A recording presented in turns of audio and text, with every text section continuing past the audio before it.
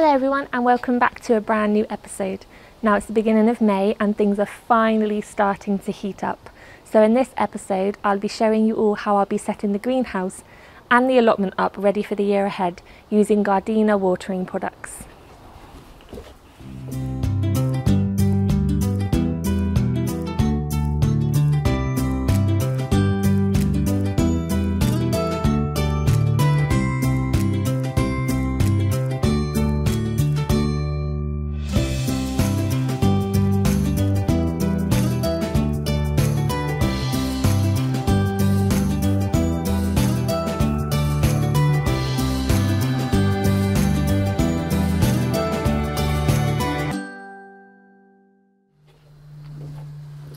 It's actually so hot in the greenhouse. I'm going to take my cardigan off because not that we should be complaining that it's too hot, because the winter's been so long and it seems to have gone on forever. And of course the greenhouse has suffered so much for this cold winter.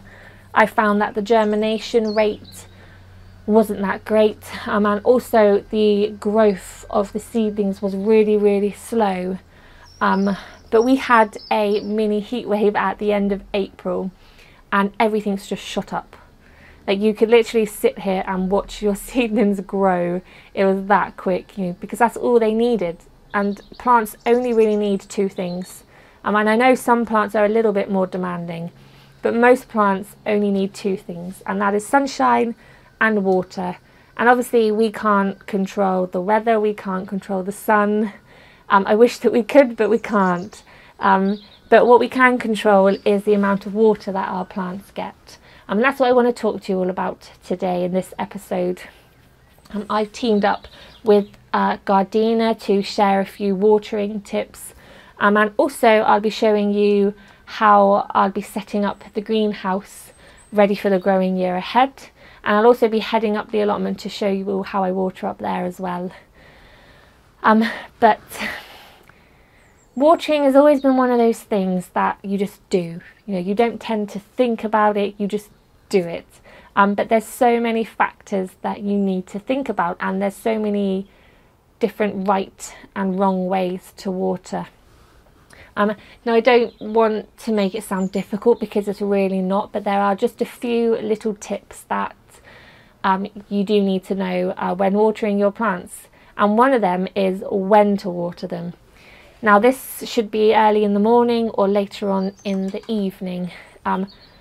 This way it will give your plants sufficient amount of time to soak up the water that they need before the sun evaporates it. Because the sun will do it so quickly. And obviously if in the middle of the day when the sun is pouring down, if that's the only time that you can water your allotment or your garden, then you have to water it. But the best time to do it is early in the morning or later on in the evening. Also, if you get water on the leaves, the sun can burn them and scorch the leaves as well. And getting water on the leaves can also spread disease as well. So there's just little things like that to remember about. Obviously, your plants will benefit more if you water them at the roots, because that's where they need it the most, because obviously that's where they soak up the water. And that means that you don't get the leaves wet, but you just direct the water to where your plant needs it the most. And I know it's easier said than done, because I've been there before where you've rushed up the garden to water it quickly, and you just you spray the bed with a hose. But if you try and direct the water at the roots, then you will get happier and healthier plants. But just one thing to remember is to try and use a soft spray. If you use a really high pressurized spray, then it might uncover the roots. And you don't want that to happen, because that will obviously leave the roots open to the elements, which will obviously harm them, and it will stress out the plant, and it's just something that you really don't want. Also, another thing to think about is containers. And I've been there, I've done it before, my tulip trough dries out so quickly. So just remember that your containers will need that little bit extra watering than your plants would need in the ground. And also try and avoid peat compost as well, because that stuff really dries up so quickly. Obviously different plants need different amounts of watering. Squash, for instance, are complete and utter guzzlers. They will drink up every ounce of water that they can. So just try and remember the general rule is that the bigger the fruit that the plant will produce, the more water it needs.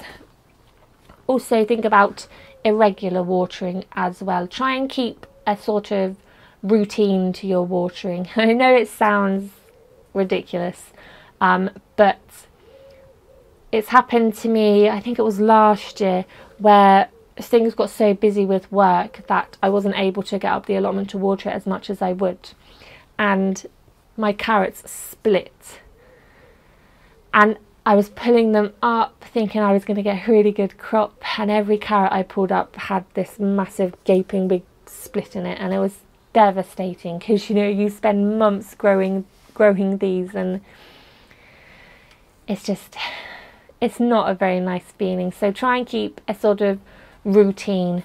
What I tend to do is water my allotment every other day, and the best thing to do is to water seldom but plenty, not little and often, if that makes sense.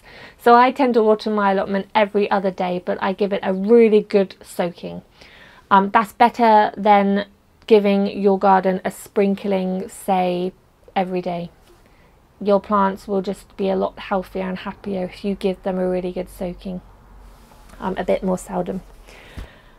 Another thing is the weeds, which I know that we all hate, and they're like the bane of our lives. But try and keep your plants weed free, because weeds will suck up the water that you want your plants to get, and they'll also take the nutrients out of the soil as well. So if you're heading up the allotment to water your garden, you know, or outside in your back garden, then take a hoe with you, give your garden a good hoe, give it a water, and let the sun burn all the weeds that you leave on top of the soil. And it takes like half an hour, and you know, you could do it every other morning or something like that, but it will go a long way, trust me. So basically, if you water your plants too little, it may cause bolting, powdery mildew and nutrient deficiency. But if you water it too much, then obviously there's the risk of you drowning your plants, but it also increases the slug and snail problems, which I know a lot of people have problems with slugs and snails, and I know obviously the rain brings them as well, so get yourself a pond because the frogs will do all the slug hunting for you. But yeah, I don't want watering to sound, you know, difficult and like a chore. It is an easy thing to do. Just try and keep a routine, you know, try and stick to these few little rules, and your plants will thank you for it, trust me. And one of the things the greenhouse is gonna thank us for is the new irrigation system which we're going to set up, because there's so many watering systems out there for you to choose to, and obviously you need to choose the one that's right for you.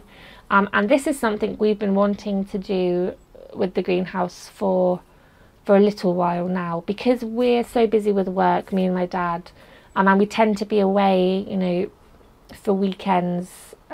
For instance, next weekend we're going to be away for 5 weekends in a row, which means that the greenhouse is going to be a little bit neglected with the watering situation.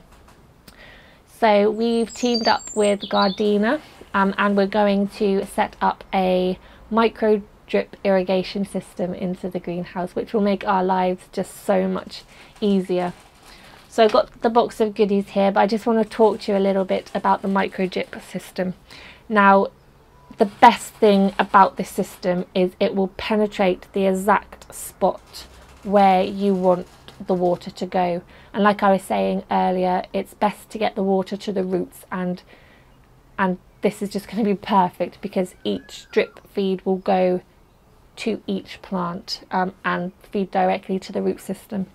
You'll also be saving water of up to about 70% more than your conventional watering systems, which is a big bonus as well. There's minimal evaporation because your water will be going straight to the roots there.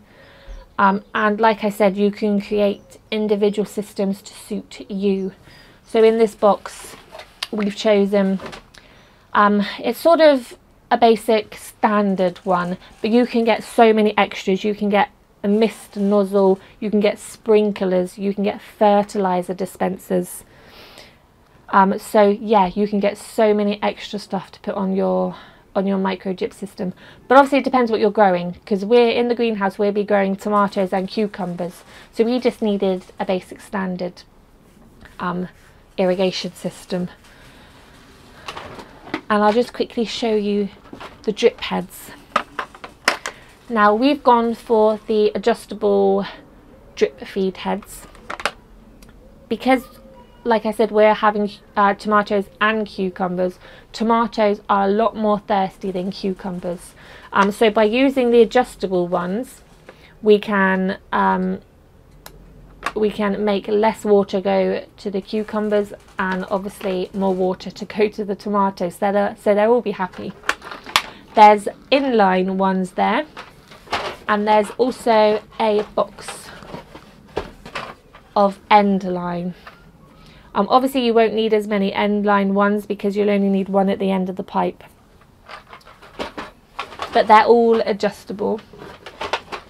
There's also pegs as well to secure your pipe to the floor, and the pipe is just this simple black pipe here, and it's so strong, and this can actually go above the ground or underground. I think we're actually going to have it from the tap going along the fence, and then my dad's going to put it underground ever so slightly, and then it's going to come in through a hole in the side of the greenhouse, because the bit where we're going to put it underground, he mows the grass there, and obviously you don't want to be running over your pipe with the lawnmower, so it's just an extra bonus that it can go underground. We've also got a master unit which connects your supply pipe to your hose pipe and your tap, and there's also a filter inside there. And then last but not least, there is the easy control computer, and this is going to be extra handy for us because, like I said, we're so busy with work, but obviously if you go away on holiday or you just want that extra freedom, then this will be a complete lifesaver. You attach it to your tap, and you've got a control unit here which you can actually remove, so you can put the controls in a lot easier. But you can program it to 3 cycles per day, and these can last from 2 minutes to an hour long. They can be every 24 hours or the 2nd, 3rd or 7th day. It takes one 9-volt alkaline battery, but it's all completely waterproof, and obviously it stays outside connected to the tap, but it will just give you that freedom. So you know, if your friends ring you up and you know they want to go out for the weekend, you aren't tied down to your greenhouse. You don't need to say, oh, I need to stay at home and water my greenhouse. It just gives you that bit of freedom, which is just perfect. And like I said, we're going to be away working for most weekends, so that's going to be a complete and utter lifesaver. And another thing I will just mention, now we haven't got one because we're going to be in the greenhouse and we didn't think that we would need one, but I can see how handy it would be outside. But that is a soil moisture sensor, and you can connect these up, and and they will sort of talk to each other. Obviously the soil moisture sensor goes in the ground, and say if it's been raining and your plants have got enough moisture, then it won't turn the computer on. But if it's dry, the soil moisture sensor will know that your plants, oh, got a fly on me, they'll know that your plants will need watering, so it will water them for you. So it's all really, really clever stuff, and it will just make your life so much easier. So that's what I'm going to be setting up in the greenhouse today, and I'm so excited. Like I said, it's been one of the things that we've been wanting to do for a while now, and we can cater it for exactly what we need, and it's just going to be perfect for this summer. Obviously these tables will be going, they've still got seedlings on them, but hopefully soon they'll be moved to the cold frame, and then obviously they'll be planted up the greenhouse. But for now, what I'm going to do is plant the tomatoes in the beds underneath. There's going to be 9 here, 6 here, and then 2 cucumbers, and these are the tomatoes that I'll be planting. They're called Alicante. And yeah, 9 there, 6 there, 2 cucumbers which aren't ready yet. Obviously they're ready to go in, like they are so ready to be planted out, and hopefully before they grow tall enough, these tables will be gone and they will be happy with their new irrigation system. So I'm going to plant the tomatoes, measure it up, and then show you all how to set up the irrigation unit.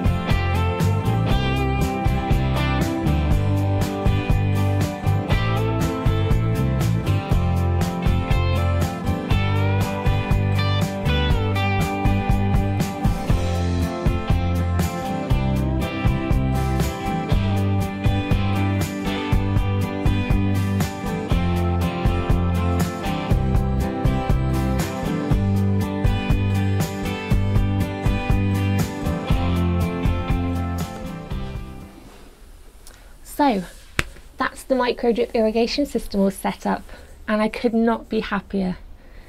I'm surprised at how easy it was to actually put together.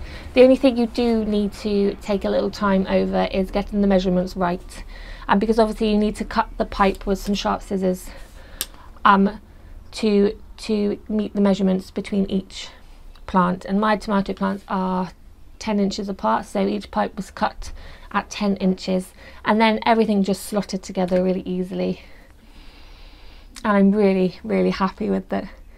And the tomatoes look happy, which is the main thing, which makes me happy too, because it means I get lots of delicious tomatoes later on in the year. What I haven't done yet is I haven't put the cucumbers in. They're still growing here in the pot, so they're not quite big enough to go in yet. So I'll wait a couple of weeks and then I'll plant the cucumbers out. I've left plenty of pipe there so I can cut it and just add in some more drip lines where the cucumbers will be going. And I've also adjusted each drip line to a nice steady drip now. Obviously once the cucumbers go in, I'll make the drip a lot slower because they're not as thirsty as tomatoes. And also the only other thing I need to do is to attach the Easy Control computer to the tap. I haven't done that today because what I might do is share that all with you in the next video, because I'll be doing a few more updates on how the watering systems are holding up and how the greenhouse and the allotment are both faring with their new watering systems. And also we're going away next weekend, so I'll set this up later on in the week, and it's going to be a lifesaver this summer, I can tell you that, because obviously we can set the times and the dates, and the greenhouse can just water itself basically, which is going to be a lifesaver this summer. So I'm going to leave these to drip for about 20 minutes whilst I tidy up, and then tomorrow morning we'll head on down to the allotment and I can show you how I'll be watering the allotment.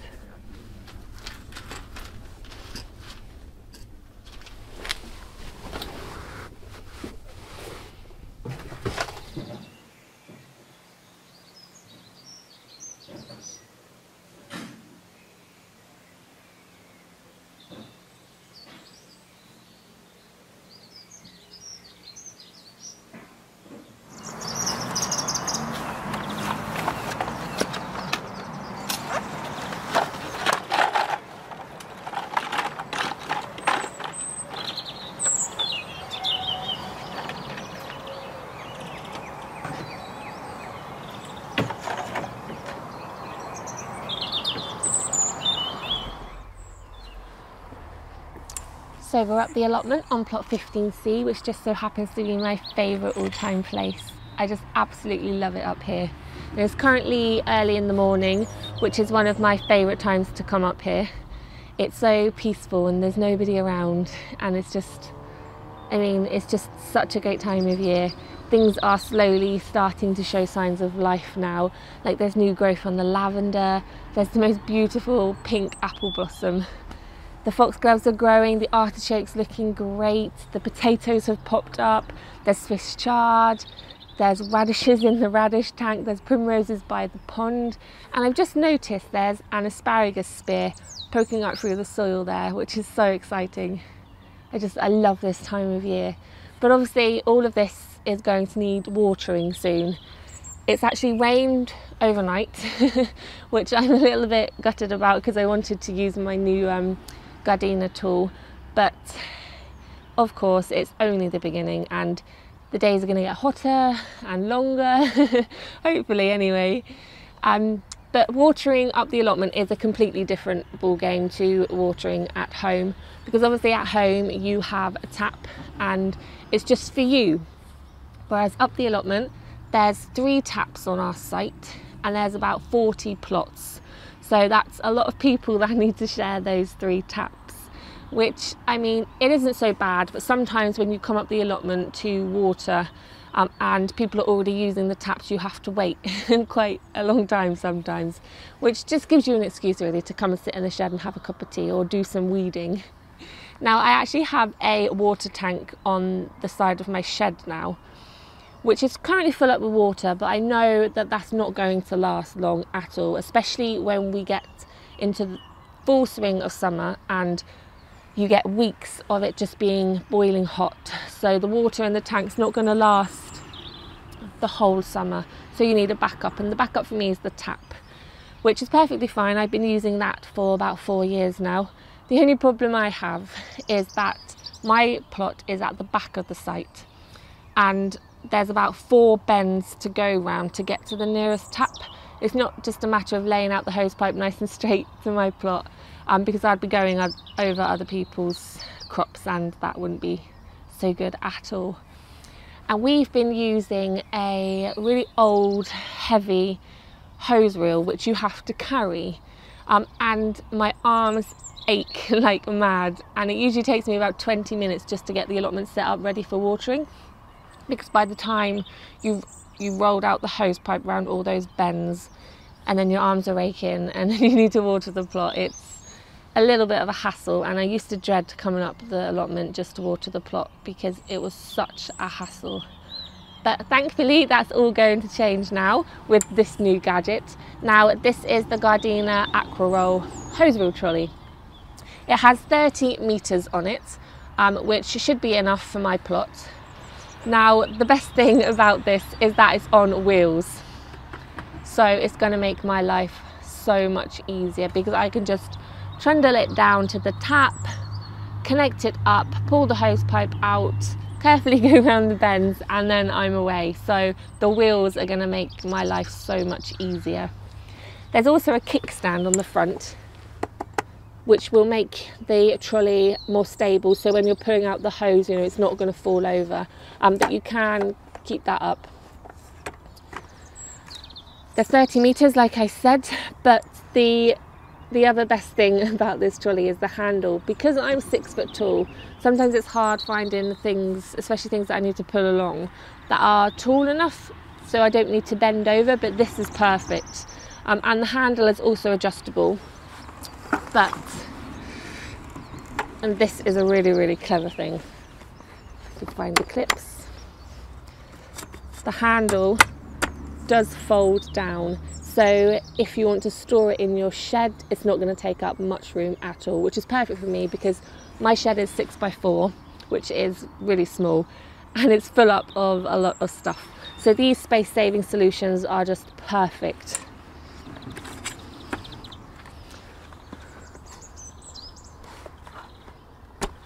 And everything on this is so strong, which is good because I'm going to be using it a lot. So there's a handle on the side which clips out so you can roll your hose back up again, and then a little button just to put it back in. But yeah, I'm really looking forward to using it. I'm just a little bit sad that it rained overnight because things don't need a watering now. The other thing that I decided to get, because the trolley actually comes with the standard hose on the end, which is perfectly fine, but I've opted for a different spray gun, and this one is called a comfort bed sprayer. And the reason why I chose this was because of the really, really big head on it. Now this is just going to reach a wider range, so if you've got really big flower beds or really big vegetable beds, then this is going to make lighter work of it.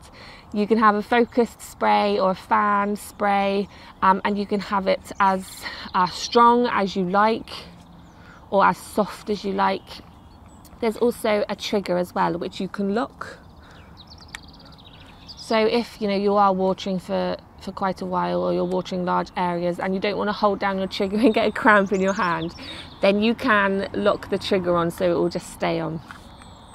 There's also a filter inside which you can clean, which I think is a really, really good part of it. But it just feels really, really strong, and it just clips on. Really satisfying click. And then you're away. But like I said, it's rained, so I can't use it today. But the good thing about it is I'm going to just fold down the handle, store it in my shed, and it'll be ready to use another day, because we're supposed to be getting a little heat wave this weekend, this bank holiday weekend, which is great because I've got a few jobs that I need to do up the allotment yet. I need to get my peas in. So yeah, this is going to be really, really handy this year. And again, one of those things that is just going to make my life so much easier. But that's about it for this video. So I really hope you've enjoyed and learnt new things about watering. But I'd love to know if you have any more tips on watering and how you water your allotment, or what your dream watering system setup would be. I'd love to hear about it, so comment below. But I'm going to actually have a cup of tea because I haven't had one today. So I hope you've enjoyed the video, and I'll be releasing 3 more updates throughout the year showing you how the allotment's getting on with the watering systems. But thank you for watching, and I will see you all next time.